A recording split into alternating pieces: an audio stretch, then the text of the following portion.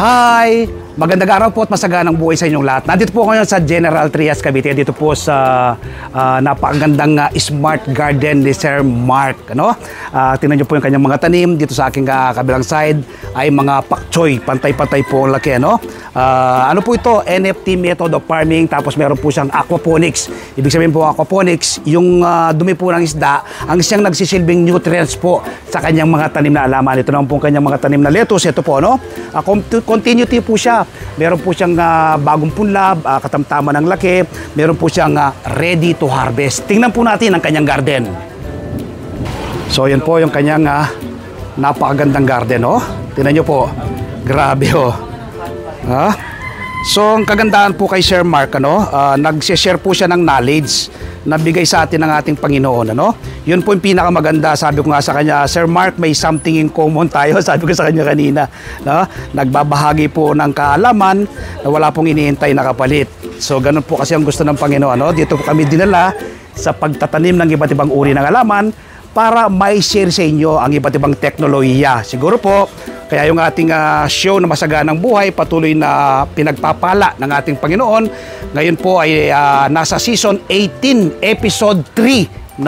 Ito pong ating show dahil nga po sa ganyang gawain. Nagbibigay tayo ng libreng kaalaman sa ating mga kababayan. Gayahin nyo po itong setup na ito ni Sir Mark.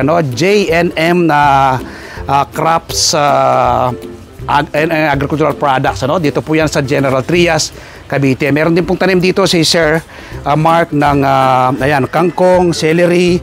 Tapos ito yung isa sa pumukaw na aking paningin. Tingnan nyo po, aeroponics daw po yung tawag dyan. Nasa isang tubo siya, papataas. Pwede nyo pong i-set up ito sa mga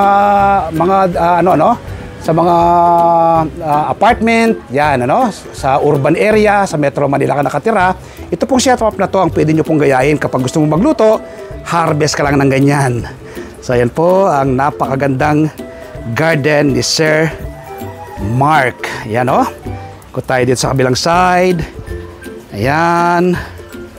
Okay. Ini-invite ko po kayo, this coming Sunday, panoorin po ninyo ang aking interview kay Sir Mark. Tiyak po, ma-inspire kayo, ma-educate at ma-motivate na magtanim ng inyong sariling pagkain kapag nakita po ninyo itong garden na ito. At ang aking panayam kay Sir Mark, ma-amaze ka. Isa po siyang dating OFW at tapos yung mga natutunan po niya sa smart farming sa ibang bansa, sa Oman, binanggit niya sa akin, ay dinala po niya dito sa ating bansa. Ngayon ay binabahagi niya ng libre sa ating mga kababayan. So don't forget, ini-invite ko po kayo this coming Sunday. Panoorin po ninyo ang Masaganang Buhay. Napapanood po yan alas 7 hanggang alas 8 ng umaga sa 1PH, Signal TV, Channel 1 ng TV5. Napapanood din po sa RPTV, YouTube at Facebook. At siyempre po, invite ko na rin kayo na manood at mag-subscribe sa aking YouTube channel, Ang Magsasakang Reporter.